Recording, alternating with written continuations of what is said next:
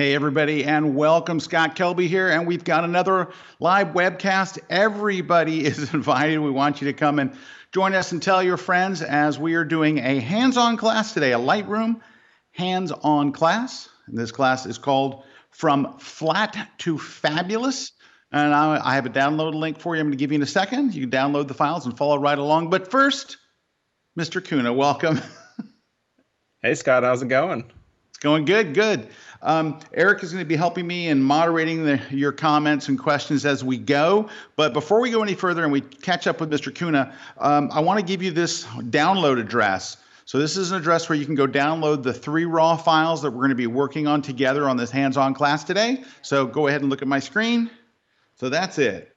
It's kel.by/flat2fab. And there's 3 files there. It is a landscape photo, it is a portrait photo, and a travel photo. We're going to take them from the raw image out of my camera all the way through to the final image. So that's what we're doing. And I want to welcome everybody that's watching from all around the world. I'm going to turn things over here to Mr. Kuna. By the way, if you need this address at any time, go over to twitter.com, Scott Kelby. I just posted the screen capture of what you see right here. So there you go. Oh, well, that was unfortunate. I think I just killed my screen share there. Let me just do that again. Okay. So anyway, now you know where we're at. And Mr. Kuna, how are you, sir? Hey, good. How are you? Yeah. There. Sorry. Yeah, no, I've been in the chat. There's a lot of people in the chat. I do think that Ron's working on something right now or something, because we're having it seems like some streaming issues, or at least it's lagging behind a little bit. So I know he's working on it right now. But a lot of people in the chat all over the world, people downloading the images. I believe Ron is working on whatever's happening on his side. But everybody joining all over the world. We got people, we got Donald from Colorado, we got Lars from Denmark, we got Alec from Aberdeen. All right.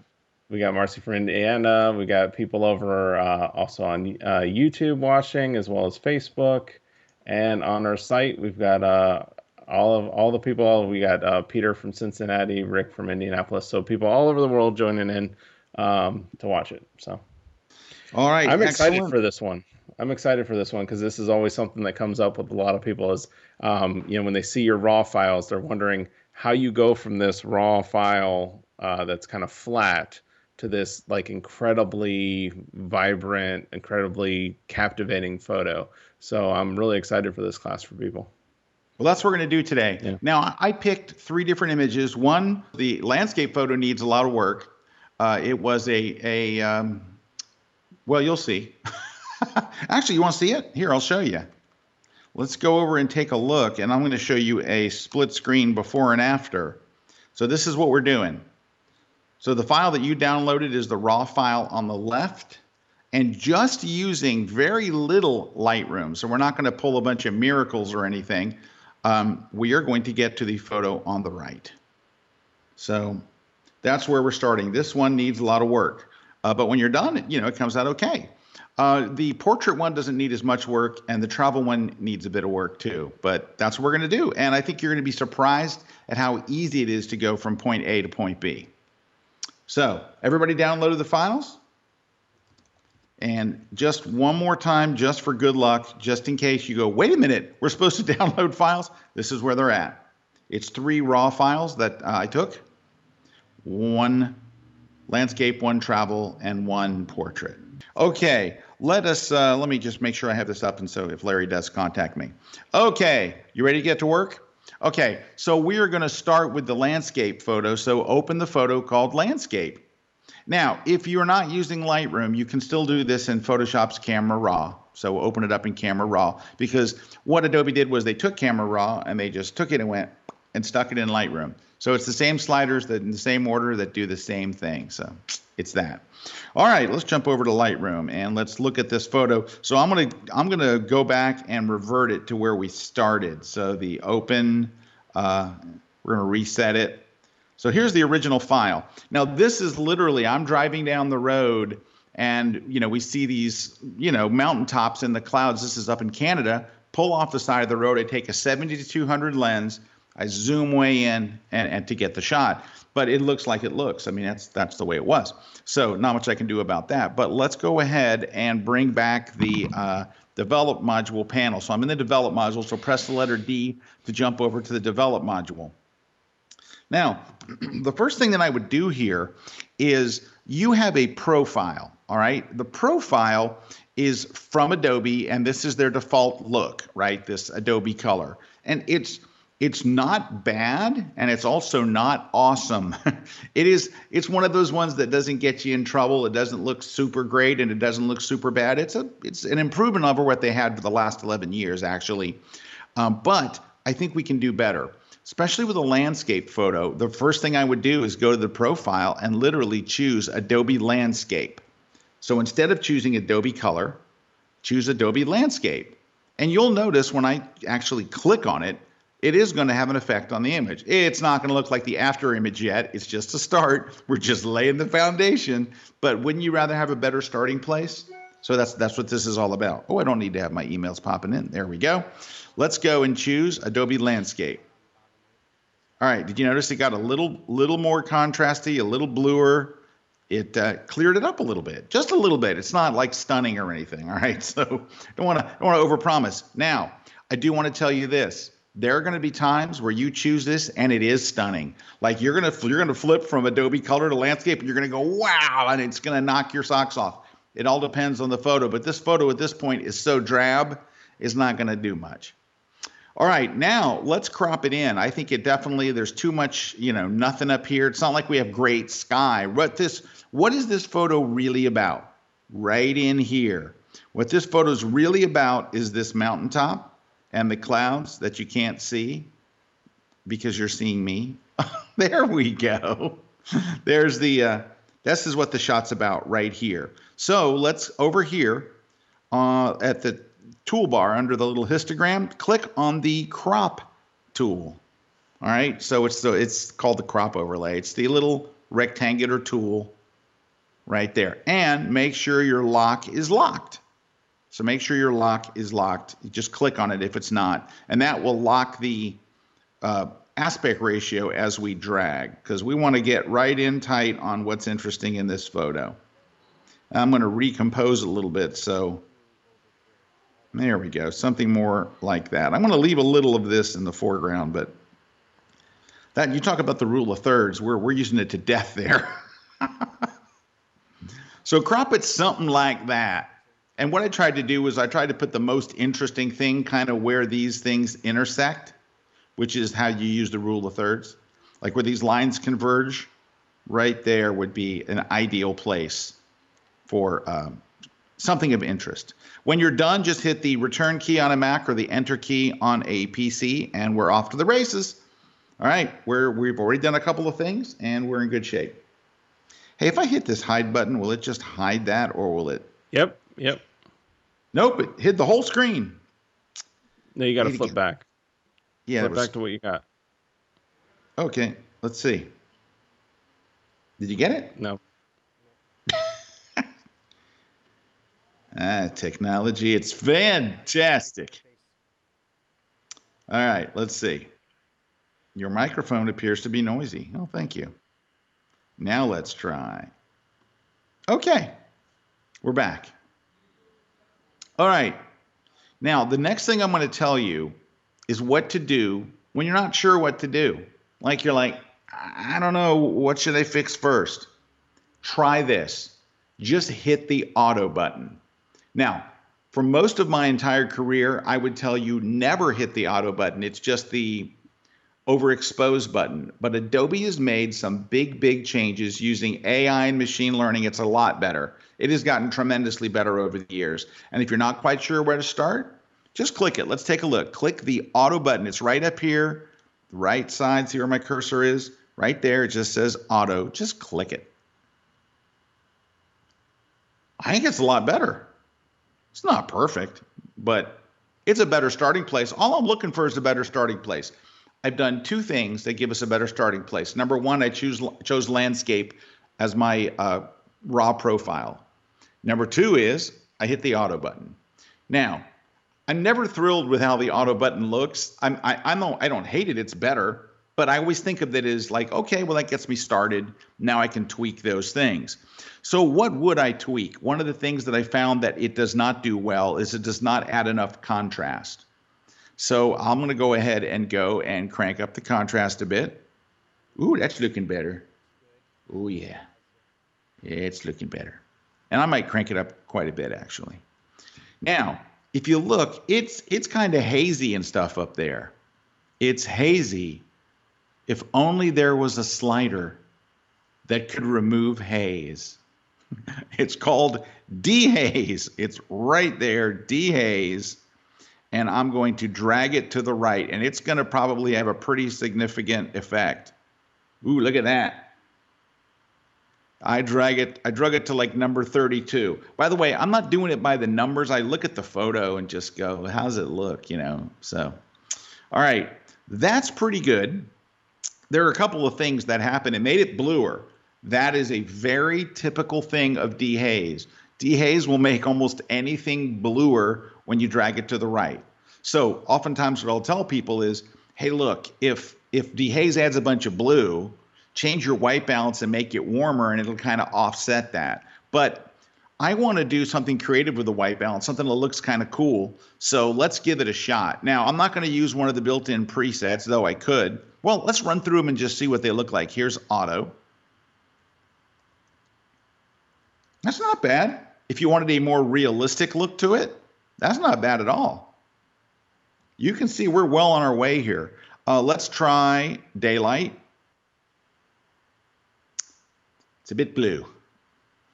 Well, let's try cloudy. That should add more yellow into it. So it's less blue. Ooh, I like that one. I like cloudy. Let's try see what shade would look like. That might be a little too warm for me. And then tungsten's going to be very, very blue. Fluorescent's going to be blue, but not quite as bad. And then flash is going to be like daylight. So the one of these presets, though I do like that, is I think cloudy looked pretty good. If you just wanted to choose a preset and walk away, you would choose cloudy. We're not going to. We are going to have some fun. We are going to use these two sliders, temperature and tint, and come up with our own look. So I'm going to drag towards pink, towards magenta over here using the tint slider. So give that a try. Drag it a little to the pink. Ooh, not too far. It turns purple. And I'm just looking for a little bit of purple, just so it's more interesting, you know. And then we're going to do the same thing with the temperature slider. We're going to move it towards yellow. See if we can come up with something kind of interesting. I need a little more pink, maybe. Oh, I went too far. What if I went a little bit more towards blue on this side? And maybe not so pink. All right, well, something in there kind of looks good. I got to tell you, that doesn't look a whole lot different than cloudy, does it? You're probably thinking, I don't know, Scott, doesn't look. I might go back a little tiny bit towards pink. Now, I'm not doing this based on anything other than I'm looking at it and what I like. There is no international committee for white balance. You get to choose whatever white balance you want. This is art. So you can decide if you want to make it whatever color. So I'm not using any particular metrics or anything. I'm just dragging the sliders and seeing what looks good. So let's drag the sliders. I'm going to go back a little more towards yellow and see what that looks like. All right, I think I want to settle kind of somewhere right in here. I think that is actually okay. Now, I am not clipping the photo. These white areas are not too bright. You can look at my histogram and see there's actually a gap there between the end of the graph. So I could actually push the whites or the brightness of this a bit. I think what I might do is, it's kind of dark on this side of the mountain. I might open up the shadows a little bit. So I'm going to go to the shadow slider and drag it to the right a bit and see what you think. There you go. Now, I dragged it to plus 100, which is more than you may want to do. So what you could do, I'm going to double click. By the way, to reset your slider, just double click on it. It'll set it to its original setting, right? If you could do is maybe try the exposure. Instead, exposure kind of controls the midtones, and that's going to control our overall brightness. So that would get us kind of to that spot. Now it's weird because I'm looking on my monitor and then I'm looking at the streaming monitor, and the streaming monitor looks much brighter than what I'm seeing on my monitor, but we'll have to see how it comes out. All right, so these settings are actually pretty okay. I think I could maybe bump the whites a little. If you want to bring out the whites here in this cloud and then over here, you could try bringing up the whites a little bit more. That's about as far as I can go, but that's better. But I think it's the whole photo looks a little too bright now. So if you don't mind, I'm going to bring the exposure back down a little bit. All righty, what would I do next?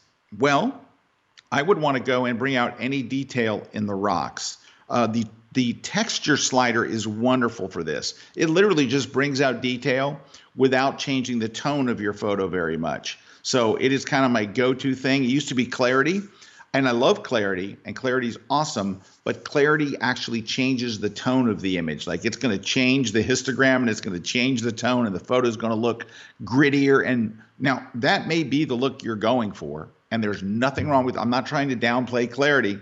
Clarity is awesome, but texture allows me to just make the whole image look sharper and more detailed without changing the tone. So I'm going to crank up the clarity, the texture quite a bit.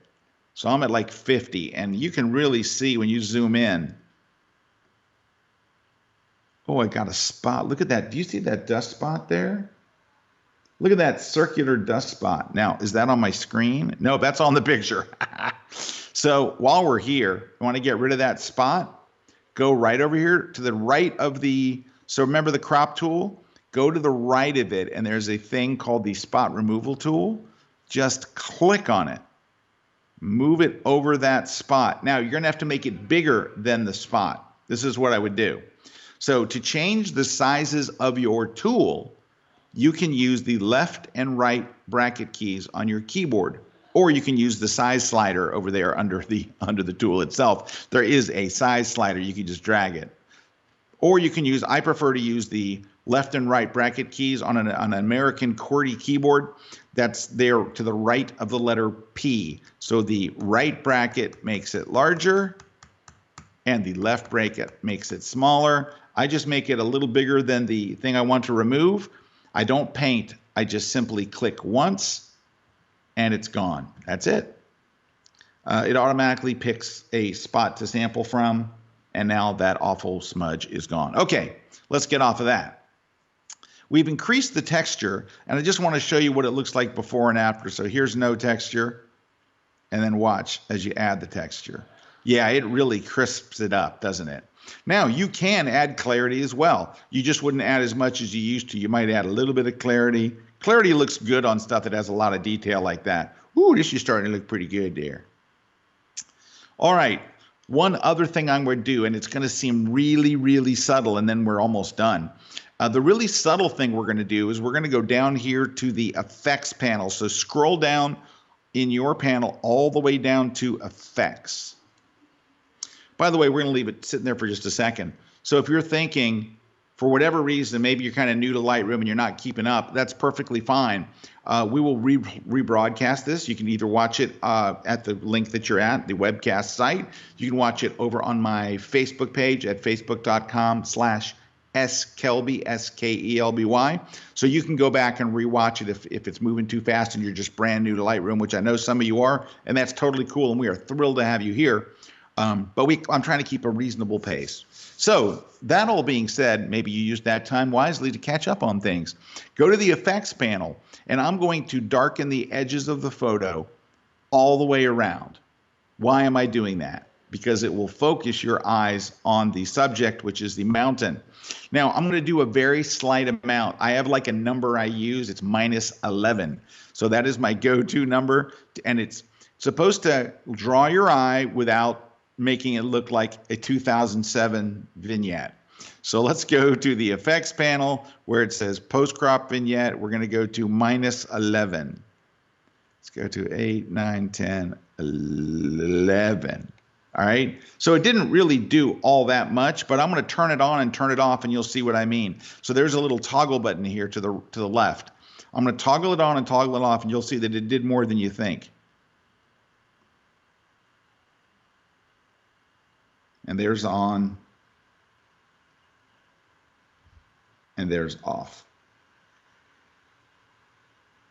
So it does help. In fact, 11 might be a shade too high for this one. It's rare. Let's go to 9 or 8, somewhere in there. All right. I think we're getting really, really close. Let me look and see if there's anything else that we need to work on this one. And let's see how we're doing. Yeah, we're doing pretty good. I think we did pretty well. And now, on my monitor, I think it's a tad too dark. On the streaming monitor that I'm looking at, it looks about right. In fact, it could be a little darker on that one. Such is the wonder of having different monitors. And it doesn't really matter because whatever monitor you're watching on is going to look like the way it looks to you. But you do get the general idea of what we've done there. And let me just see if there's anything else oh, there is something. We got to sharpen it. We haven't sharpened it. Yes, the texture does make it look more detailed. It brings out detail and dimension. But at the end, every photo gets sharpened. Where do you sharpen in Lightroom? You sharpen in the detail panel. So scroll down in your right side panels to the word detail. And I'm really going to just move two things in this case. I'm going to increase the amount of sharpening, and I'm going to increase the radius. So the amount is literally, how much sharpening are we going to apply? The default for a raw photo is 40, which I don't think is nearly enough. So we're going to increase it to more like 60. So let's go to 60 and see if we can go a little higher. I think we can. Let's go to the 70 range. And maybe, now, a lot of times I will leave my radius, which is the number of pixels out it's going to sharpen. I leave it at 1 or 1.1 if it's a high resolution image. However, there are certain images that love to be sharpened to death. Things like mountains, landscapes, cityscapes, motorcycles, cars. Things with a lot of detail can take a lot of sharpening. So I might raise the radius to 1.1 or even 1.2, and that would about finish it off. And I think there's our final image there. Now, the one thing that you can mess around with is the tone, is the color. If you think that looks too unrealistic or you don't want to go that artistic, you could easily fix that. Let's go try cloudy. Remember we like that one? Let's go to white balance and just choose cloudy. Yeah, it looks a little more realistic. There you go. So that's the difference color-wise. All right. I hope you guys kept up on that. Let's take some questions real quick, and then we'll move on to our next one. So I think where we are, Scott, so we tried to up the quality of the stream. So they tried to go 1080p on the stream. And I think a lot of people are having a tough time keeping up with that. A lot of their browsers are having a tough time. So now there's one question that you could answer would be like, so we spend a lot of money. The question was, so we spend a lot of money removing a vignette and buying lenses that remove vignettes, and then you're adding a vignette back. And why would you do that? Okay, there's a difference between the vignette that is put on there by your lens. And by the way, you're not spending a lot of money to get rid of vignettes. Vignettes happen on very, very expensive lenses. You're not doing anything, spend any money to get rid of vignettes. So vignetting on a lens that's bad only happens in the 4 corners, right? 1, 2, 3, 4. It's just in those corners. It looks like a mistake. When we add vignetting as an effect, it is even all the way around. It's not just in the corners. And we're using it as an effect to focus attention where we want it. And so a lot of times the edges of the photo, even when there's not a vignette, it's not an attractive area. And I think you saw the difference here, and it's added to, a lot of people added. That's why there's a feature in Lightroom called post-crop vignetting, which means after you've cropped the image, you can still add the vignette. But that vignette is an edge darkening all the way around, not just in the four corners. It's not a mistake from the lens. It is a graphic effect that people add to make their images look better. And I think it does make this image look better. Mr. Kuna? All right. So I think I've been consulting here with Ron and what we're going to do with the stream. So here's the thing for people. We have this all recorded at full HD quality. Everything Scott's done so far. That will be rebroadcast. So we'll have a rebroadcast link for that. I think what Ron's recommending we do at this point is we can actually stop the stream, downgrade the quality back down to where it was, and then continue from here. And then the guys can always put that together. It'll still be on our recordings at the full quality, but at least the stream will be downgraded. So we'll have, because there's half the people in here that are having great streaming, all that. Their computer can handle it, or the internet too. I mean, we've got so much bandwidth being used in around the world right now. It's being used by Netflix, by the way. So there's certain people that are handling it, certain people that aren't. I think if we go back to what we were doing, because we had a lot of people that were wanting your screen at higher resolution. But I think what's happening is that's also knocking out a bunch of people that just can't keep up with the stream.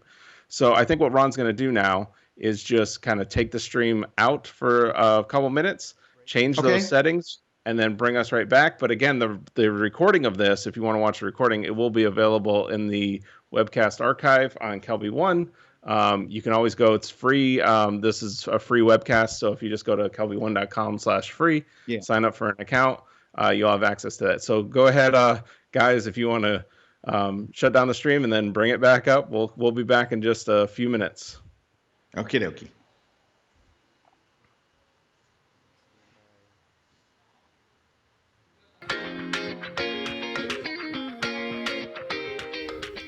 You know how you've been saying to yourself, I would love to get really good at Lightroom. I would love to get super organized and really learn how to edit my images like a pro. And I want to learn how to print from Lightroom and work with presets and plugins and all these things that the pros are doing. But I never have the time. Well, now that we actually have the time, we've got the solution, and it's one we're really excited about because it's a live online learning experience. And creating live events, that's our jam. We're the same folks who've been producing the annual Photoshop World Conference since back in the 90s. And today we're launching a new live learning experience for Lightroom users everywhere, and we want you to be a part of it. So come and join us for the Lightroom Conference. It's a live 2-day multi-track conference, and it's delivered completely online, so no matter where you are in the world, you can be a part of it. We've brought together the best Lightroom instructors in the world, including trainers like Matt Kluskowski, Rob Sylvan, Christy Shirk, Terry White, Serge Ramali, and the editor of Lightroom magazine and the author of How Do I Do That in Lightroom? That's me, by the way. Look, you're gonna learn more about Lightroom in just 2 days than you ever thought you could. Plus, you'll have exclusive on-demand access to the entire conference afterwards, so you can go back and rewatch any session again or watch sessions that you might have missed during the 2-day event. We'll also have late night sessions on the best Lightroom plugins, one-on-one Q&As with our instructors, and lots of fun surprises along the way. Best of all, we've made this entire conference super affordable, so anybody, anywhere can join in. So come spend a few days with us and focus on something really positive, on being creative, on growing your skills, on getting totally immersed in learning and laughing and supercharging your Lightroom skills. You can sign up right now for the Lightroom Conference at kelby1live.com, and then we'll see you there May 5th and 6th, 2020, as the world's best instructors come together for this unique Lightroom learning experience. And we'll see you online.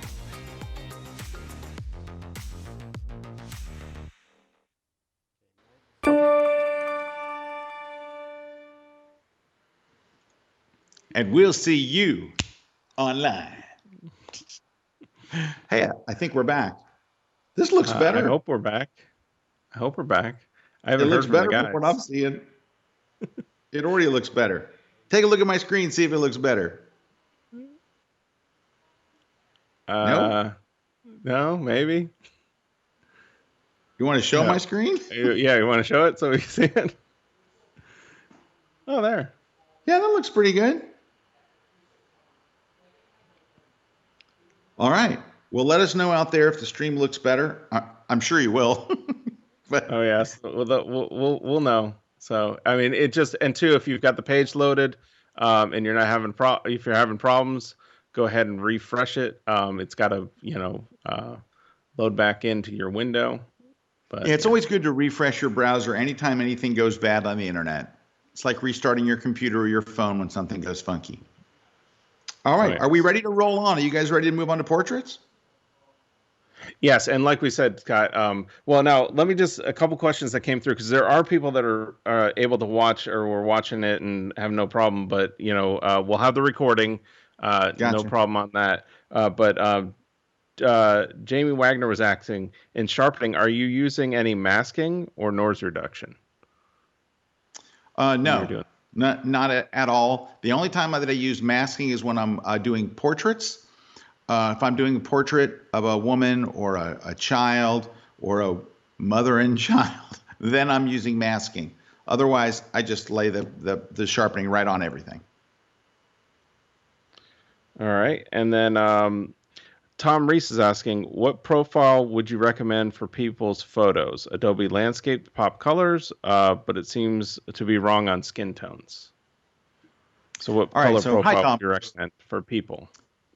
Yeah. So, all right. Hi, Tom. So the first thing I would say is you always have to trust your eyes. Now we're about to do a portrait. And so my first thought, of course, is to switch the color profile to portrait. It is a more subtle than Adobe Color, so the colors aren't very saturated, almost kind of slightly desaturates and softens the image. In fact, let's go ahead and just do it while we're talking about it. Let me go grab that image here. So let me open up this image. And here is our final image. And again, this isn't going to be as wild as what you saw a moment ago. Why do I have two windows open? Here we go. So this is our before and after. So it's not, some night and day craziness. But I think when you see all the things that we did to get where we're at, and let's zoom it out so you can see the full image a little better. There we go. You get the idea. And her face might be, well, I'm looking at the stream, looks different than what I'm seeing on my screen, but you get the idea. So let's go ahead and hit the reset and let's start over. I'll just hit reset over here. All right, so here's our original image.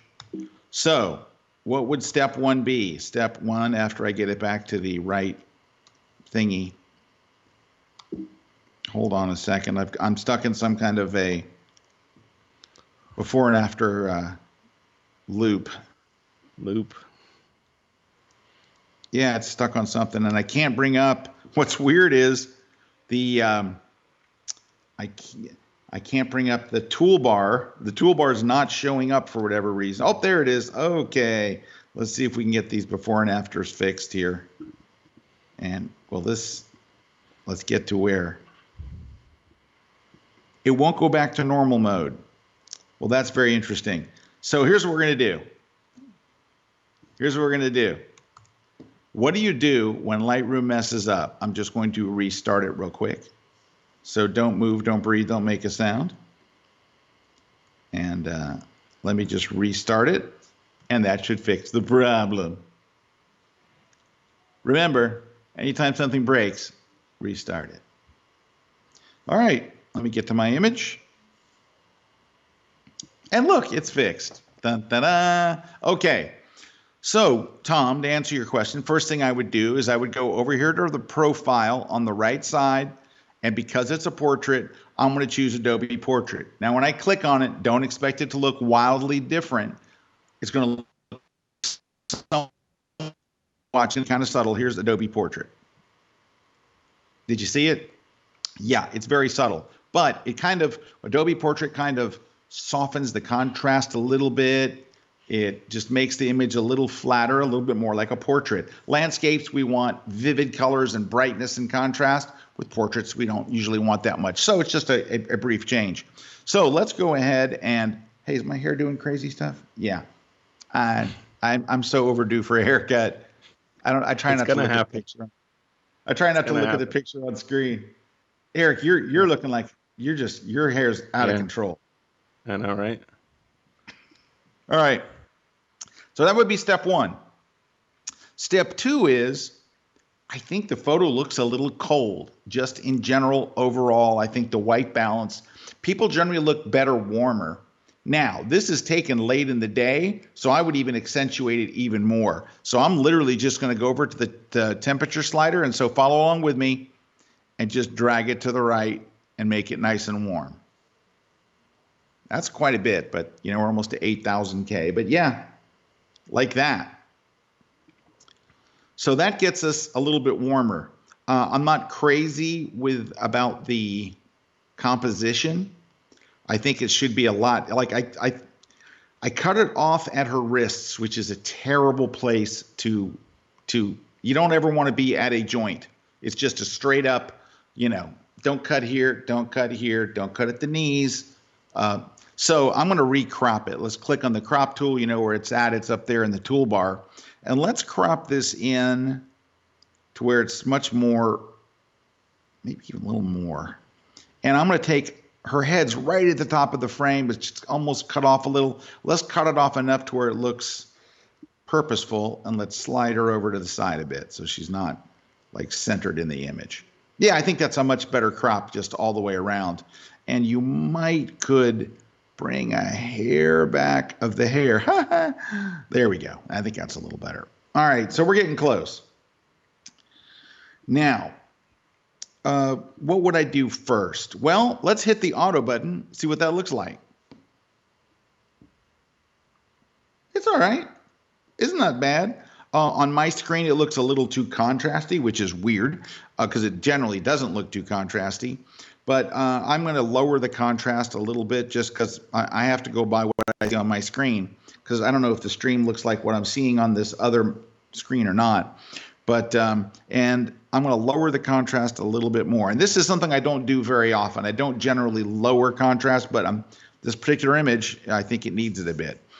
Next, I don't need to mess with the texture or the clarity or any of that stuff, but I would say that maybe the photo is a little too vibrant.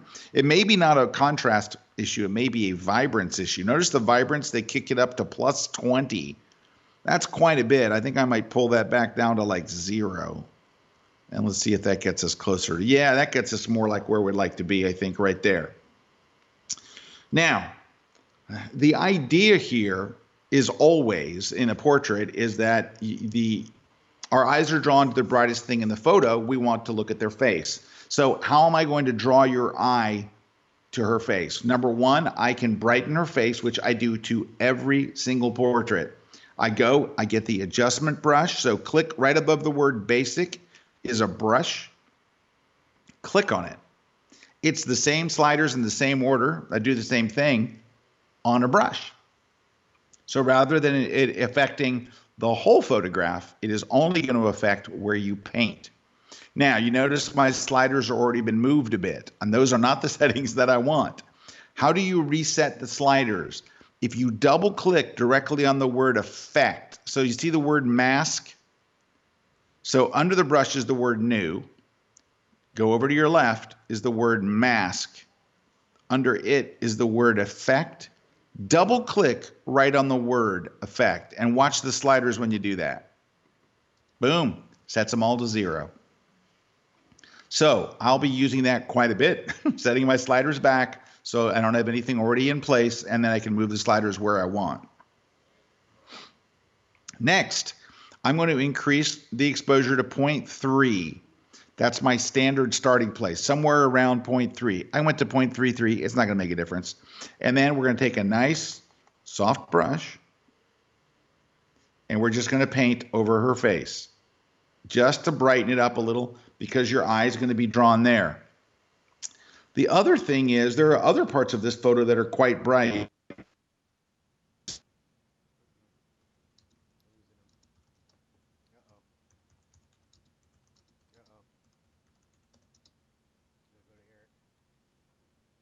Use the graduated filter. So yeah, it's got right up top. I'm sorry. You got to go back one step. Your internet actually cut out that time. Not our internet, but your internet. Really, Eric? Yeah, you just got to go back maybe 1.5 steps. Really, Eric? Really? My Yeah. internet. Yeah. Eric, it's not Sorry. my internet. It's Spectrum's internet. Spectrum's clogging the pipe. All right, we will back up a step or so. I'm going to hit undo and undo again. All right, so where we were before I got into the brush was did you see me lower the vibrance? I think you were in that step. Yes. Yes. Okay. We're going to lower the vibrance. It looks a little too colorful. The auto button, it's just a starting place, right? It added plus 19. That's almost plus 20 vibrance. So I'm just going to double click on it. It resets to 0. So I think that does look a bit better. The next thing we covered was going to the adjustment brush. So right up at the top, right above the word basic, you see a brush. That is the adjustment brush. If you click on it, it brings up a new panel, but it's the same sliders in the same order that do the same thing as the basic panel. But it's on a brush. So when you move the sliders right now, nothing happens because you haven't painted anything yet. So what I do to draw the eye to the person's face is I paint over their face with an adjustment brush that is a 0.30. So I set this to 0.30, somewhere in there, and then I paint over their face. Now, that's not a lot of brightness, and I might even lower it to 0.2. And depending on the photo, it could go to 0.4. Somewhere in there, it needs to be brighter. So that's what I'm doing. I literally just brightened it. Now, if you look at the photo, you'll notice there's areas that are too bright. Down here, all this area down here is too bright. I want you to look at her face, and her décolletage area is very bright here. And then it's just bright shirt and everything. So what I would do for that is I would use the graduated filter. The graduated filter is right above these sliders. Go straight up. It looks like a rectangle. That is it. And it allows us to go from whatever to transparent. Like if I want to go from dark to transparent, I would just go to the double click on the word effect. That resets all your sliders to 0. So right under the word mask is the word effect. Double click on that and it sets all your sliders to 0. It's like the reset button. Why isn't it just called reset? Because it would be too obvious. Okay. Now we're going to lower the exposure. Now nothing's going to happen because I haven't used it yet. So if I don't use the tool, nothing happens. You can slide them all over the place. Wait, it's broken. No, we haven't done anything with it yet. So we're going to darken it a bit, maybe 3/4 of a stop, 0.75-ish. And then we're going to drag. And you notice how it darkens the bottom half of the screen? So it is a gradient. Down here on the first line, it's very dark. Here's your midpoint, and then it's transparent up on her face. So I can kind of move it around, and I can change the rotation by getting close to the dot. So if you wanted it to come from another direction, but I think we want it to come from this direction. You can move the whole thing by clicking and holding on the little spot. You can change how abrupt it is, from very abrupt to a smooth gradation, like that. Now, I do think that 0.75 might be a bit too much, so let's go to maybe 0.5, a half a stop.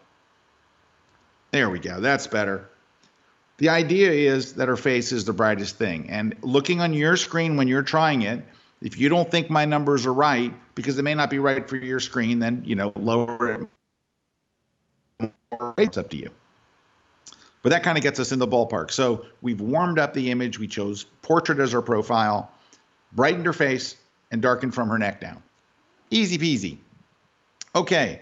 I do think we could go back to that brush, click on the brush, and move your cursor out over your image. And you will notice that there is a dot on her nose.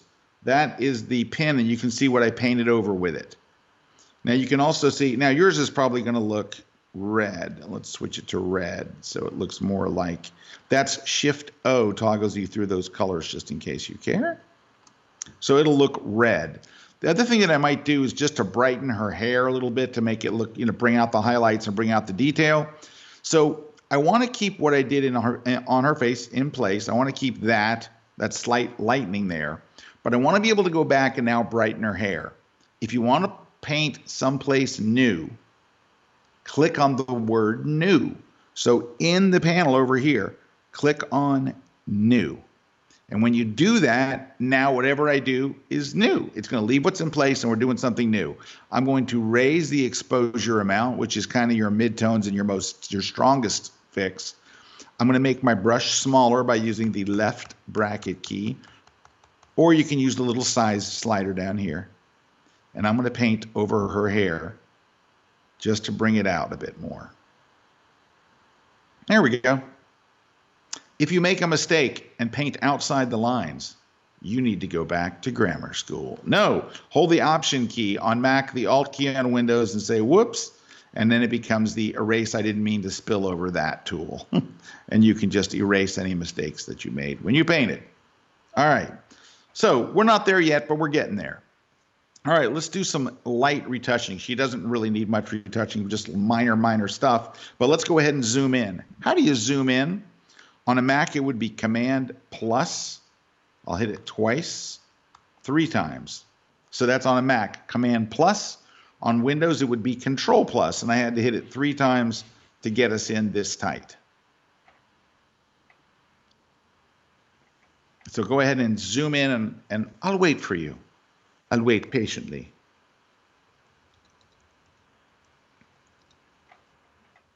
Are you there? Command plus on a Mac, 1, 2, 3 times to get to this zoom. On Windows, Control plus, the plus sign, 3 times. Once you're there, we're going to switch to a tool. So remember the crop tool? Just to the right of it is a circle with an arrow. That is the spot removal tool. Click on that to select the tool. And what we're going to do is we're going to make the brush smaller for it. See, the brush is pretty large. I'm trying to put it someplace you can see it easily. There we go. I'm going to make it smaller. I'm going to make it just bigger than the blemishes that we want to remove. So I'm making it way small. And then anytime we see a blemish that we want to remove, we're simply going to click on it, and it finds a new spot and gets rid of it. Let's go over here, and here, and here, and maybe, I don't want to take them all out. I just want a few.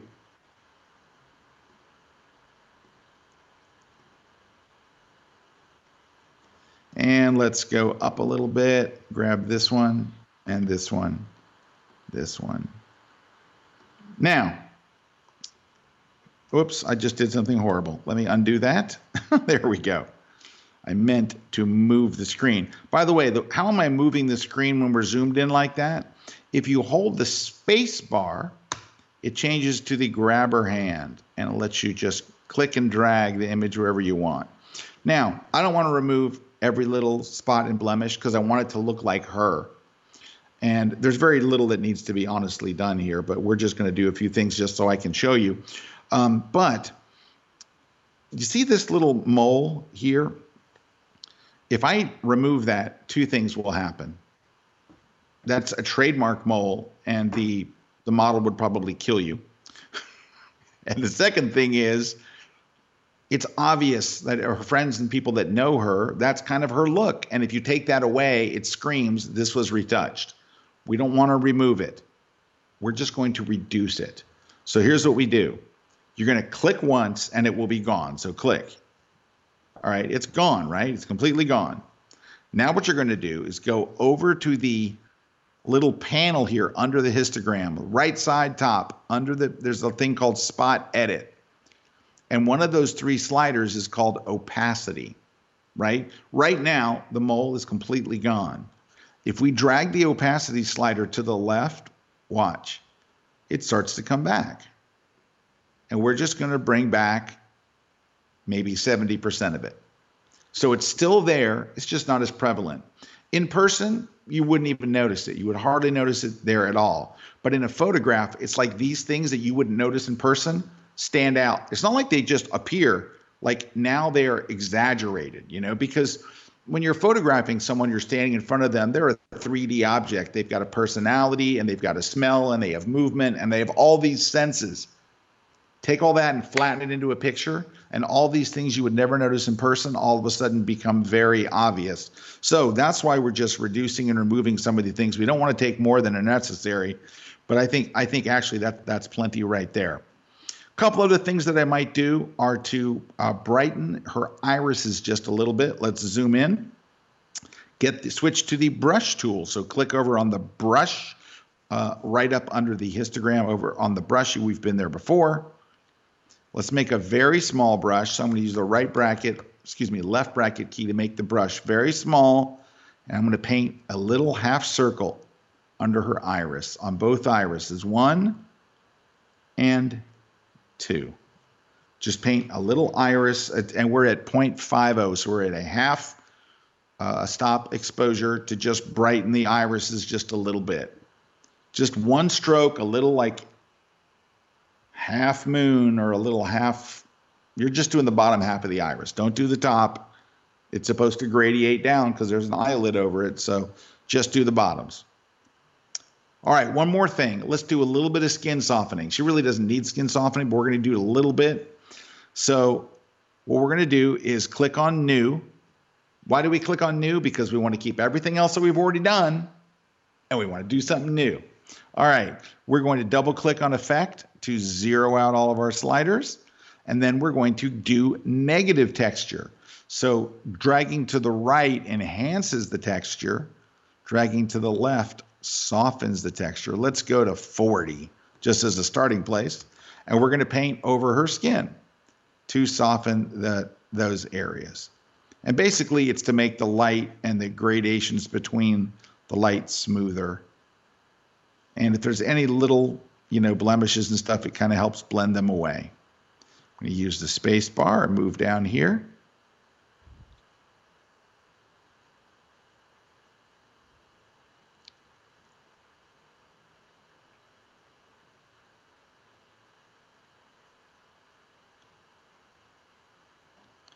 And I'm going to just move up here and do her forehead as well. And that way it softens all those areas. What am I avoiding? Her hair, her eyebrows, her eyelashes, her eyes, her nostrils, her lips. Avoiding all those areas, I'm just painting over skin. And if you're thinking it didn't do that much, watch. I'm going to toggle it on and off using the little toggle here. Oh, it's doing all of the. Well, you can see the eyes and the skin, the whole 9 yards there. Well, with the skin, I could actually just maybe toggle texture off. And then here's 100, which would be way too much. So we're down here at like 40, which is just a bit. Now we can back off, switch to a larger brush, and finish off the rest here, just softening everything. Hey, Scott, before we go any further, a couple questions here. So Jack is asking, which is your preference for spot removal, here in Lightroom or healing brush in Photoshop?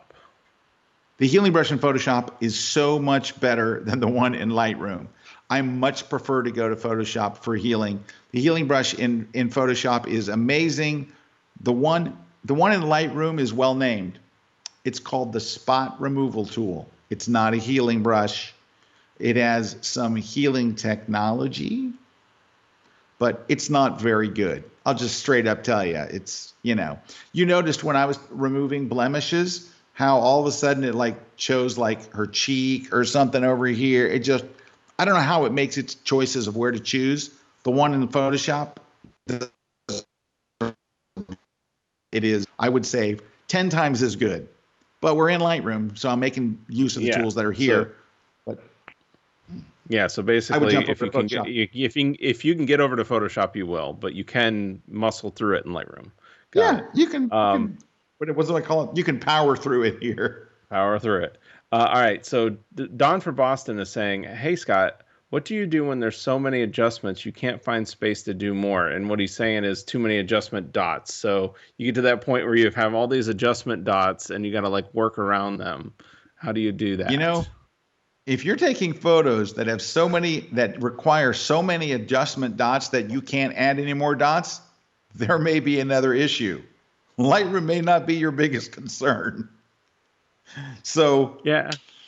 the only thing I've you can had that do, there's only one thing you problem. can do is keep zooming in and zooming in and Yep. zooming in to get more space, but there may be I've another had that issue. problem is when you start stacking different effects, you can get to that point. But Yeah, I yeah. think you just need to choose more people with better skin, smoother skin, like mine.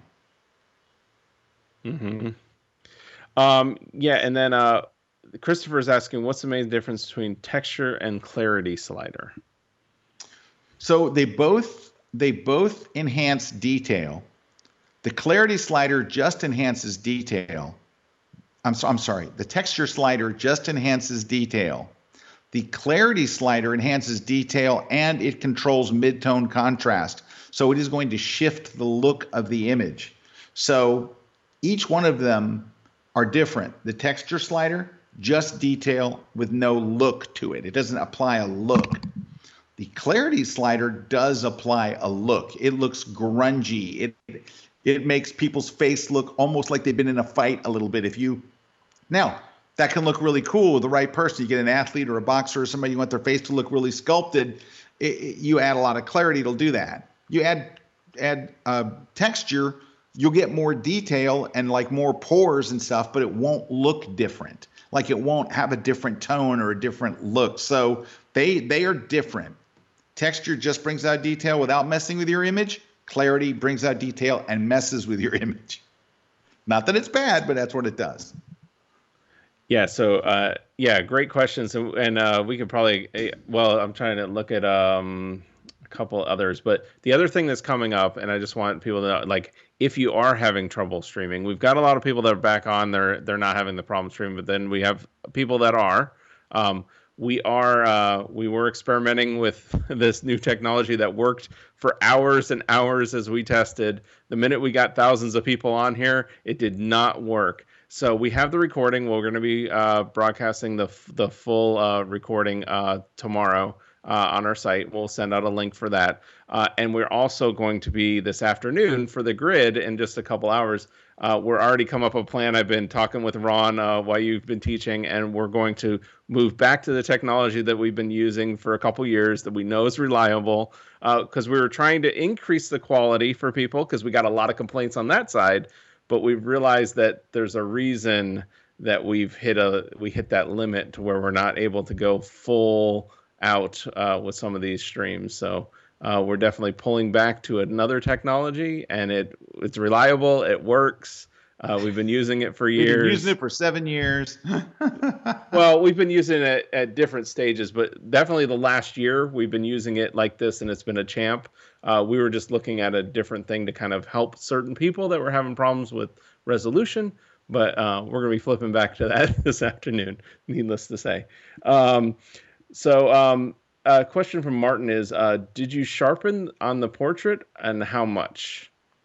I've not sharpened yet. We haven't gotten to that. So no sharpening yet. And then somebody's asking what time is the grid. So the grid, we're going to be doing the grid at 2:00. So 2:00 today. So we're because tomorrow I'm going to be streaming my full photography seminar. So I have this photography seminar I'm doing called the Ultimate Photography Crash Course. I'm doing the full seminar tomorrow for all the photographers in the UK. So it's UK only tomorrow. I'll be at the office at 4:30 a.m. for a 5 o'clock stream tomorrow. So yeah, I have to leave my house like 4. It's not going to be awesome. But anyway, the seminar will be, and I did it for Los Angeles and did it for Houston. We had a great time, and we're looking forward to doing it just for the UK photographers. We have a lot of friends and fans there. Using the reliable streaming for that. The reliable streaming software. The way we did it for we had very Houston, and the way we've done it for other people. So yeah, so it'll go good. So if you are in the UK and you want to join us, it's not too late to join. You can go over to kelby1live.com, and there's a link down there to the London seminar, and it's tomorrow, all day. So come and spend the day with me. It's a full day seminar. I'm doing it live. just like we do it, and I'll be answering your questions on the breaks, just like I do live at the seminars. So and you get the workbook and all the stuff. So it'll be a lot of fun. Now, All right. any more questions, or may I roll on, Mr. K? I think you oughta, yeah, let's continue because I'll hold a couple of the questions that are more general. Okay. So just to wrap this one up, there are a couple things I would do. One thing I would do is let's accentuate that late afternoon look. Let's go to that yellow here in the basic panel. So click on the basic panel and drag that slider a little more over towards yellow. We're going to do that late afternoon look. And then we're going to bring in the sun. Oh, yeah. How do you bring in the sun? You get the brush tool. You do two things. Click on effect. It's just to get everything back to 0. We're going to crank up the exposure like 2 stops. We're going to crank up the yellow. Then we're going to make our brush huge, giant mega brush. Just hold the right bracket. Go over where the sun would actually be on that side of her and just click once or twice to bring in big sun. And you can even move it over a little bit if you want to have it bleed on her a little bit, which I think you should. Look how it's backlighting her hair. Mm-hmm. And then we would sharpen. So that will be the last thing we do at the very end. All right, you guys get that? You make the temperature real yellow. You make the exposure like 2 stops up. And you just go over and click once or twice where you want the sun to be. And then you sing, "Here comes the sun." Okay. You have to do that, by the way, when you add the sun. It's a Lightroom thing. Lastly, let's go sharpen. So we sharpen in the detail panel, but we do sharpen differently for women than we do for men. So I would crank up the sharpening probably to around 50, maybe 60.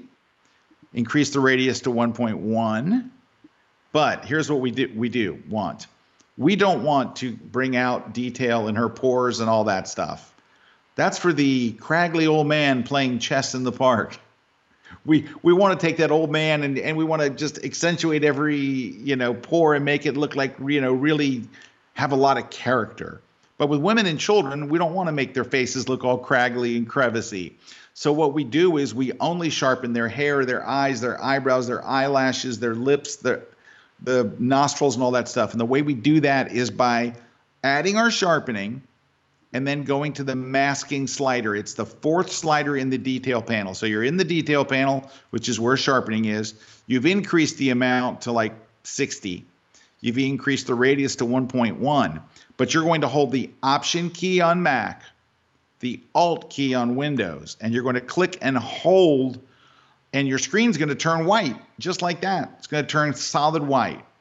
What that's telling you is that 60 amount of sharpening is being applied to the entire image. So it's on her skin, it's on her face, it's on everything. You're going to drag that slider with the Option key on Mac or the Alt key if you're a Windows user, held down, and as you drag to the right, anything that turns black is no longer being sharpened. So check it out. All of her skin is masked away. Her skin is no longer being sharpened. What's being sharpened? Her eyebrows, her eyes, her eyelashes, her nostrils, her lips, the edges of everything. All is being sharpened. Her clothes, but not her skin. So that's what the masking thing does when you're doing photographs of people where you don't want their skin. So look, go in here, man, everything's super sharp, except for her skin looks exactly the same. So that's that last step, is to add that sharpening. So there you have it. Let's take a side-by-side look here.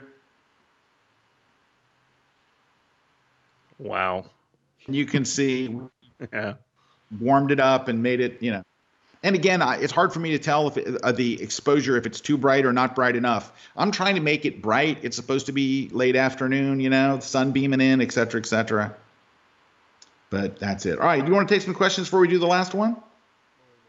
Yeah, I mean, we got a few in here, so that we can talk about. So somebody was asking about How do you increase the slider by just one click without using the mouse? So how do you increase? There is a way. What you you- can do Yep. is you highlight the slider, and then is it the up arrow? Yeah, it's the up and down arrow. So it by default, it's going to move 10 spots. Like it goes from 0.24 to 0.14, but that's a tenth of a stop. It's a very little amount, right? So 0.14, 0.24. It's not moving a stop. It's not moving a half a stop. It's moving 1/10 of a stop as you go up or down with the arrow keys on your keyboard. And then somebody's asking about what brush you used, adjustment brush you used to brighten the irises. So what type of adjustment did you make on that? On the eyes? Unless, So oh, 0.5. I lost you there, Scott. I lost I'm you sorry. there, Scott. My, Yeah, go ahead. My exposure. Okay, so I'm using the adjustment brush with my exposure set to 0.5, right? And then I just use a small brush and paint over the irises, half a stop.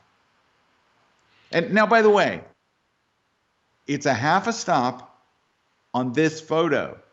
If you paint it under there and you say, I can't see anything, make it brighter. If you paint over the iris and their eyes are already really well.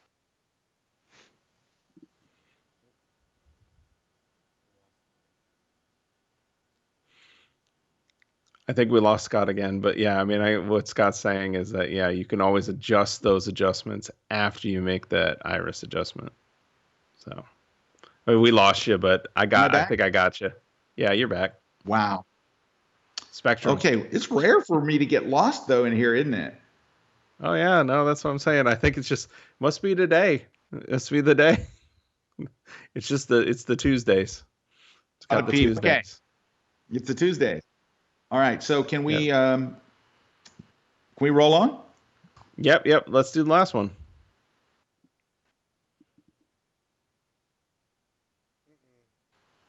The one shot taken in Cuba? Mm-hmm.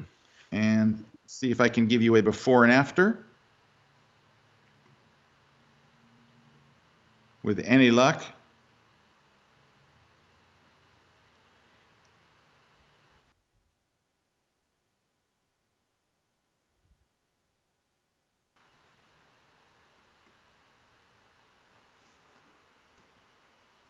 So not crazy, but definitely improvement.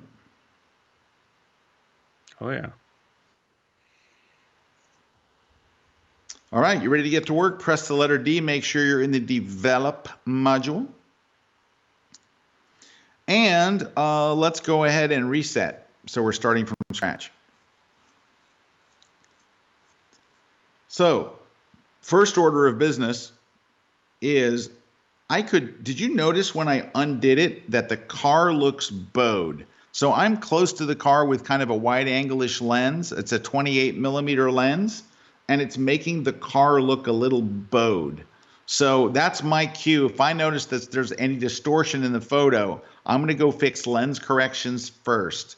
So I go over here to the lens corrections panel, and all you have to do is turn on enable profile corrections. So inside of Lightroom, there's this giant database of lenses. It knows what lens that you used. It knows you used a 20 millimeter, 28 millimeter something or other lens, but it actually knows the make and model and brand. You turn that on, it will go and find its built-in profile for your lens, and it will correct the bowing, and it also corrects vignetting. Look in the corners. Look in the corners. Look in the top left corner. Oh, do you hear the dogs? Can you hear the dogs going crazy? A little bit, yeah. At Amazon delivery. Amazon. So, yeah, I'm at the house. Of course, Eric's at his house. And yeah, if Amazon comes, the dogs go berserk. No one from Amazon will ever be able to break into our home because our dogs will destroy them. Okay. And what's weird is one's this big. Maggie the Wonder Dog. She's terror. Okay. Look in the corners of the image. We're going to go turn on the profile. Watch the car and then watch the corners. Did you see that? Here's before. Watch the corners. First, let's look at the corners. Just focus on the corners. Now look at the car.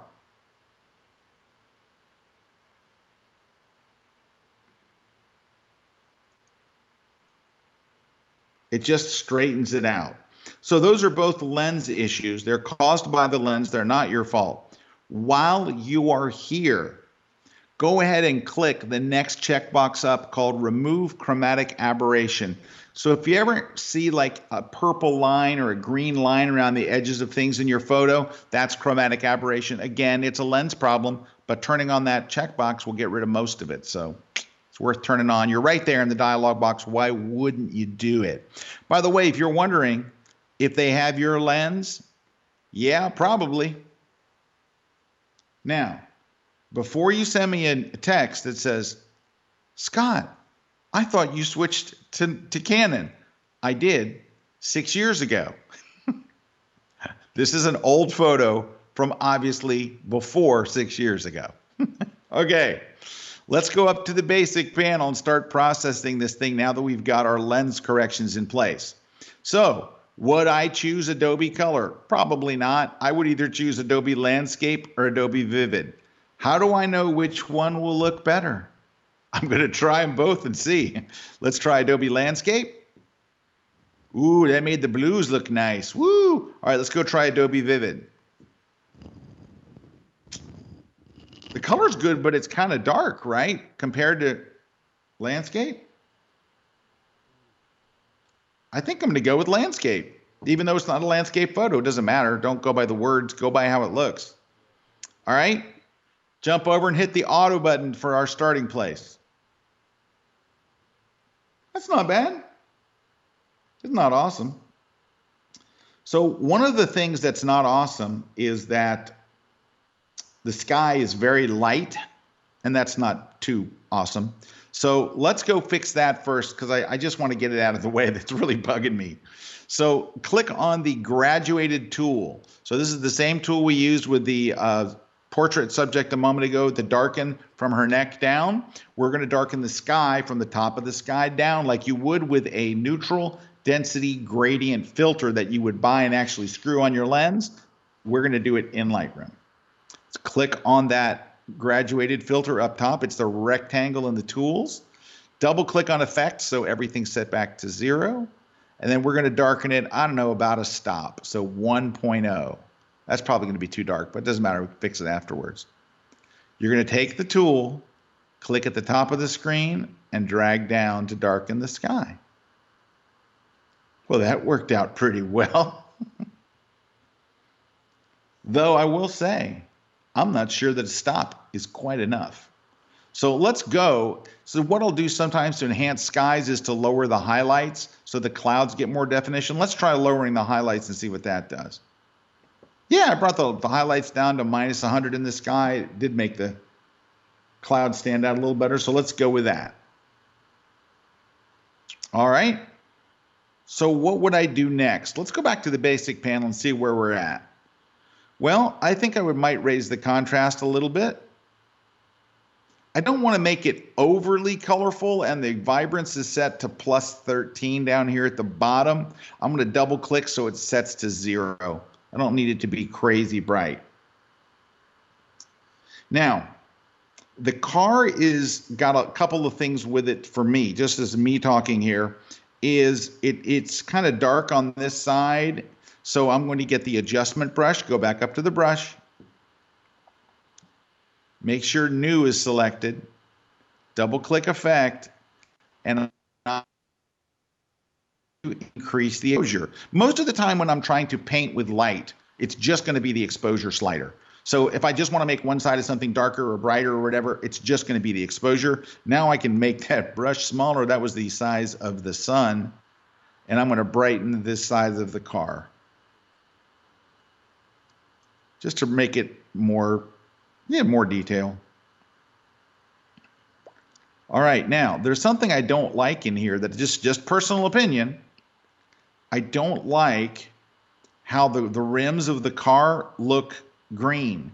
So it's probably reflecting off the wall or something. And some of this chrome up here also doesn't look really good. Let me zoom in. Press Command plus a couple of times to zoom in.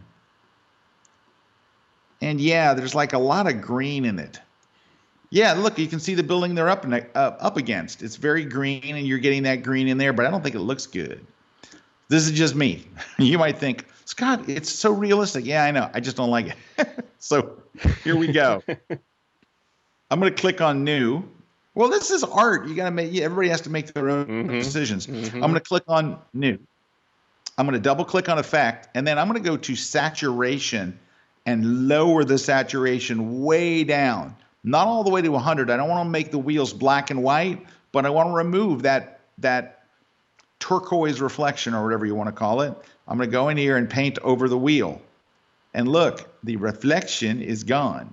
I also accidentally painted out too far. So I'm going to hold the Option key on Mac, the Alt key on Windows, and paint over that. There we go. And looks like painted on the sidewalk.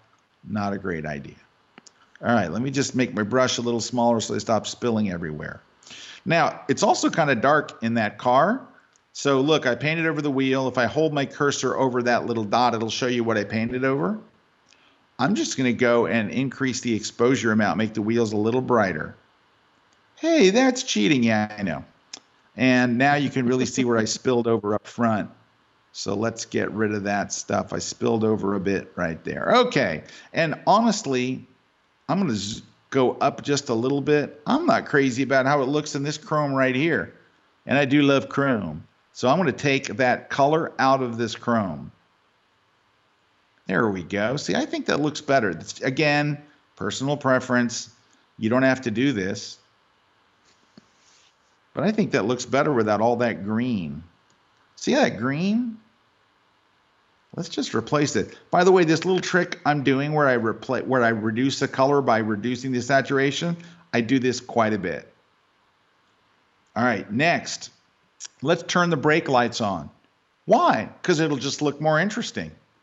So let's go to New, double click Effect, so all the sliders are back to 0. Then let's increase the exposure, I don't know, stop and something, and put it right over the brake light and just click once and let's see. I'm gonna make it a little bigger and just see what it looks like. Yeah, look, it looks like it's on. Down the bottom half, boom. Over here, boom. And one more, and you have to say the sound boom. There you go. Now you can see I spilled over on this right side, like I spilled over a bunch. Hold the Option key on Mac, the Alt key on Windows, and paint over the parts that you did not want to spill over. And did I spill over here? I probably had to. No, it looks okay. So we got the lights on. The last thing I would do is, half of the coolness of this thing is it's in Cuba. So I'm going to hit New. That leaves everything in place. I'm going to go and paint over the license plate. And probably with a very small brush, the Chevrolet logo. Now, it is, I think, way too bright. That is exactly why I did it separately. Because then I spilled over by too much, hang on. Because then I can go back and lower the amount to exactly what I want. There we go. So I started it I lowered it by about 50%. The only other thing I would say is what's drawing your eye here that's too bright are these buildings over to the left. So I would darken them. You can either use a gradient or the brush. We'll use the brush this time. Make sure you hit New, double click Effect, and let's darken the exposure. Make the brush about the size of the building or close to it, and let's just darken that building over there, just so it doesn't draw your eye away from the car. We want the car to be the star. Hey, that rhymes. And maybe even darken this building a hair up here. Oh, that's too much. Undo. Ugh, it looks horrible. Okay. So I think we're pretty much there. The last thing I would do, though, a couple of last little things. You got to add some texture. Come on, it's a car. Crank that texture way up. Oh, that makes the shine shine. You know what else too? This is a thing that clarity does. Clarity makes shiny objects shinier. Water, see, detail doesn't, it's not going to make the water look shinier. Clarity does. So let's crank up the clarity, make the shine on the car really shiny. And do you notice it grunged up the sidewalk a bit? And let's look at our before and after here. And you can see where we are. All and right, of course, Scott, so, sharpening, yes. Question there. Digital John was asking, what about using auto masking for when you're doing I that don't stuff? have anything here that really needs to use auto masking. I'm fine with auto masking. I love it. I love the, using the luminosity masking or the color masking. There's just nothing here that really needs it. There's certain times like, so what you could say, I guess, is for the sky, that when you add that gradient to the sky, let's go look at that. He's got a thing here. All right, when we did the gradient on the sky, this one right here, let me hold my cursor over it. You notice it did darken a little bit of the roof of the house, or of the building, not the house. It darkened that a little bit. Not a lot, but a whole bunch. If you wanted to get rid of that, what you could do is go to the bottom where it says range mask. So on the graduated tool, and that little dot is selected, all the way at the bottom it says range mask. You could go turn range mask to luminance, and then you would drag the left slider, hold the Option key on Mac or the Alt key on Windows, and drag the left slider, and watch, it'll start masking that building away for you. Like that. So it kind of cuts a hole in that building, so not as much of the, and then let's go back here. I accidentally undid it. There you go. So not as much of that building gets affected. So yeah, you could do that. Absolutely. I didn't really even notice. Even with painting there too, there's that auto mask feature when you're painting with a brush. Oh, is that what you're asking about? Auto mask? That's what he's asking about. Oh, yeah. I'm sorry. I thought he meant like the range mask stuff. But You're right. That's a great tip too, though. I was like, that's a great tip. Yeah. So the auto masking senses the edges of where things are. So for example, when I was painting the car over here, I could have turned on auto mask, which is right here. Auto mask senses the edges of stuff and won't let you paint outside of it.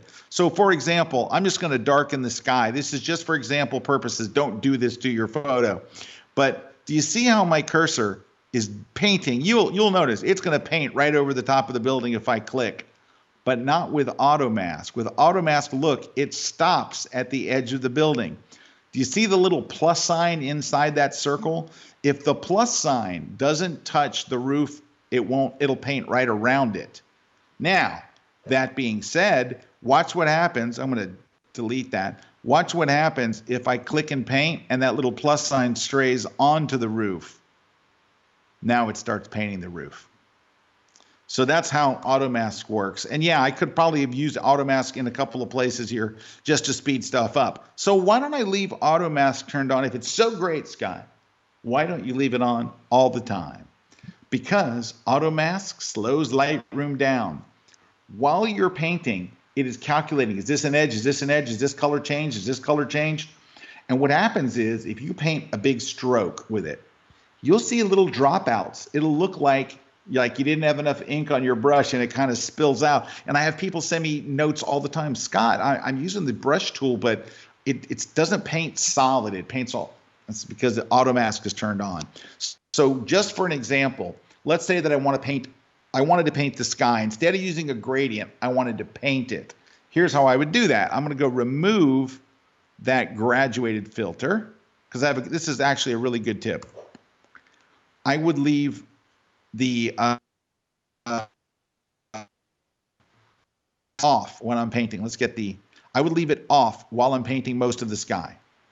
Because if not, it'll go way too slow and it'll not be, but you notice I'm not getting near the edges of stuff. I'm just painting the sky, but I'm not going to touch the edges of the building or any of that stuff, right? I'm just going to paint the big parts. because it paints quickly and there's not really any lag or any spots that aren't painting. Now, once I want to get close to the building, then I go turn on auto mask because now it won't matter. I'm painting just a small area and I want it to do the edge detection all the way down the edges. There we go. So I'll come in at the last moment with it turned on. And yes, it's slower, but it won't much matter because I've done the bulk of all of the big painting. There we go. It'll do these edges over here. And then you have to paint inside the car. Inside the windshield. All right. Because if not, you lose 5 points. There you go. So thank you for bringing up that automatic thing. Yeah, and so Steve was asking, why don't you use lens correction on the other photos? He didn't see you use lens correction on the other photos. I didn't think really either one of them needed it. Now, you can just import every photo and have it applied as they come in, have it done it. That's nice. Have it applied as they come in. If I notice a picture needs lens correction, I'll stop and go turn it on. Like I noticed it on this one. I could see vignetting in the corners. I could see the car was kind of bowed. So for architectural shots, all of a sudden it's easily, oh my gosh, this looks funky. And I go turn them on. In the portrait, it would have changed a little, but I think it would have been pretty minor. And the same thing, what was the first image we did? It was the landscape. Yeah, the landscape. Yeah, I probably could have turned it on there. But let's go see. Here, I'll do it. I mean, there's no reason not to turn it on. It's not like, don't do it. Let's go turn it on. You will see it. It'll change it a little bit. It'll brighten the edge. Oh, it virtually did nothing. It just moved the image a tiny little bit closer. Well, but it didn't really do much. You were at 200 millimeters on a 70 to 200. So once you get up to that 200 millimeters, it's a lot of it's more on the wide side where it's going to have the problem. Yeah, you're not going to see as much vignetting, and you're not going to see as much bowing. Yeah. That stuff is really more wide angle centric. Thank you, Eric. Yep. Any more comments? Now that we're 30 minutes over. We're 30 minutes. Yeah, I have one comment that George was asking about he's a London-based photographer. And he's thinking of joining your crash course tomorrow. My debate is, would like to know who it's really for: beginners, intermediates, or advanced users. And he says it is not for advanced users. It's a crash course. It's a crash course. Now, that being said, I've had people that said, Scott, you said it was for people just starting out and for intermediate users, and I've been shooting for 30 years and I still learn stuff. I've read that comment hundreds of times. But I would tell you, if you're an advanced photographer, don't go to a crash course. It's that kind of thing. I would love to have you there, don't get me wrong, but I don't want you to go and spend your day, because it's a day, man. We're starting at 10 a.m. We're going to 17 o'clock, whatever that is, maybe 17:30. Yeah, 17 o'clock. Yeah, we don't do that. Super advanced, Yeah. No, but I can say I've watched the tour twice. Once when you did the demo, and once when you did one of these online things. And been shooting for 20 years, and still it reinforced a lot of things for me, and then reminded me a lot of things. So it was definitely well worth it, even for somebody who's been doing it for a long time. So thank you for that unsolicited testimony. I'm just being honest, I mean, and that's the thing. But yeah, so that's about it for today. I mean, we've got other questions in here, but I think we've ran pretty long. Don has been asking a few times. He has a Sony A7R III, and he's wondering that is there a good profile that gives that red magenta look cast to it? I think what you're going to have to do instead, because there's not really a profile that will do that. Now, you can, this is a new thing. You can, so just generally speaking, if you go into your camera and you're shooting RAW, so let's establish first that you're shooting RAW. You go into your camera and you decide, I want to apply the vivid or, whatever inside your Sony. In your camera, you want to apply a picture style. Traditionally, Lightroom ignores them. The reason being, and most other programs do as well, they ignore them. The reason being is that you chose RAW, which means don't do anything to my photo, right? So your sharpening in your camera doesn't come over, the contrast in your camera, the noise reduction, all that stuff does not come over, and neither does your picture style. That only works for JPEGs. However, there's a new feature in Lightroom that will allow you to, it won't take the actual profile from your camera. It will match it to one of Adobe's profiles that is closest to the one that you chose. So for example, if on your Sony you chose Vibrant, it will choose automatically the Vibrant preset inside of Lightroom. But that's probably not what you're asking. So if you really want to get those colors the way you want it, you're going to need to set up a profile, a calibration setting for your camera, to where when you bring it into Lightroom, it automatically applies the reddish and the tint that you want. You do that, let me grab a picture. You do that in the develop module under calibration. So there is a red primary slider that controls the hue of the red and then the amount of saturation. So if you say, I wish my Sony had more reds, you can increase the saturation of the reds. You can change the hue to where it looks good. Get it looking great on screen. And then you're going to save that as a preference for that exact camera. So when you load in images from your Sony, it'll automatically go, oh, it's the Sony. It can even do it by serial number. It's really good. Go under your Lightroom Classic menu under Preferences. And there is a thing called is it presets? Yeah. So you can choose your defaults for your camera. And this is also where you choose, what camera you have and what kind of all that different stuff. But you can set basically a preset for your particular camera under the preferences. And in fact, I think there is a way, there used to be a way, they keep changing it every 15 minutes, but there was a way where you could do it from right here in the, no, I think it's moved over there, because you used to be able to hold one of these keys and it would say, make this the preset. So you can make it create a preset with this in it, make that the default preset. When it sees your Sony A7 III AR, yep. That Sony camera, it'll automatically apply that calibration. I think that's going to be more what you're trying to do. Sorry for the long answer. No, that's awesome. I mean, that's great, because I think that's where that applies no matter what camera you have. You can go in and adjust that, and that's where sure. It's really cool to dig into those the settings and all that stuff. And that's, speaking of that, that's one thing that next month, if you're wanting to get really into Lightroom and getting really deep into like those settings or kind of mastering it, I know we have a Lightroom conference launching next month, right? Yeah, May 5th and 6th. So if you want to come, sign up. Photographers literally all over the world are already signing up for the 2-day event. And it's all your favorite Lightroom instructors will be there. I'll be there as well. And it's going to be a lot of fun. It's 2 days, 2 tracks. You choose the classes you want to go to. You get the whole thing archived for 30 days afterwards. So you can go back and watch any classes that you want to rewatch, or you can watch classes on the other track that you didn't get to see. And it's all going to be actually streamed live as it happens using good technology. So yes, that's coming up May 5th and 6th. Should be a lot of fun. I'm excited about it. A lot of people are excited about it. And Adobe is one of the sponsors. So we're very excited.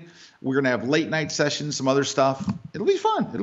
That's it. They're right there. The Lightroom. Yeah, there it is. The Kelby One Lightroom Conference. Yeah. Yeah. And we made it ridiculously affordable. If you register early, it's really crazy cheap. Yeah, people are loving it. Hey, that's me right there. Yeah, there it is. We actually have a video on it. I don't know. Maybe they'll play it at the end here, but we'll see. Yeah. Hey, if you want to stick around for a minute, Jason, is it okay if you play that video at the end? Yeah. I'm hoping he says yes. So we'll go ahead and play the video. It's like me about it, but you can also go to lightroomconference.com.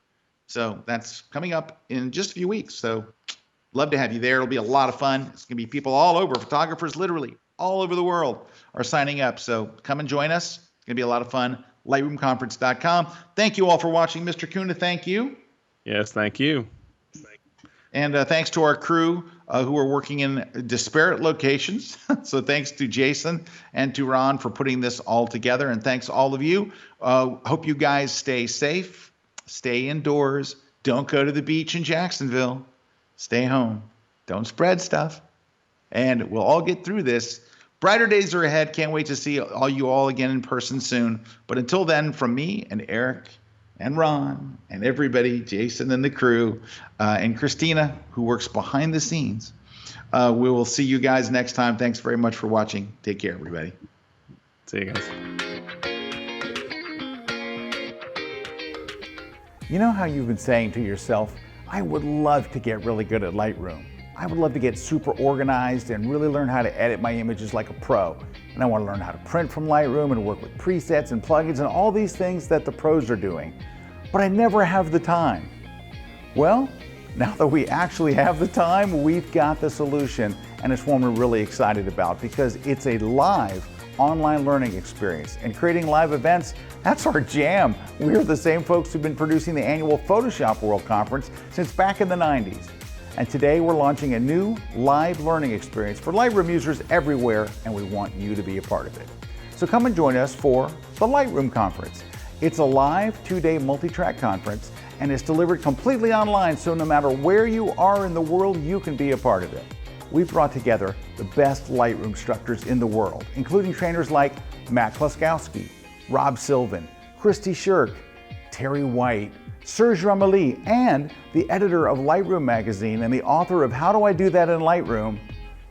That's me, by the way. Look, you're gonna learn more about Lightroom in just 2 days than you ever thought you could. Plus, you'll have exclusive on-demand access to the entire conference afterwards, so you can go back and rewatch any session again or watch sessions that you might have missed during the 2-day event. We'll also have late night sessions on the best Lightroom plugins, one-on-one Q&As with our instructors, and lots of fun surprises along the way. Best of all, we've made this entire conference super affordable, so anybody, anywhere can join in. So come spend a few days with us and focus on something really positive, on being creative, on growing your skills, on getting totally immersed in learning and laughing and supercharging your Lightroom skills. You can sign up right now for the Lightroom Conference at kelby1live.com, and then we'll see you there May 5th and 6th, 2020, as the world's best instructors come together for this unique Lightroom learning experience. And we'll see you online.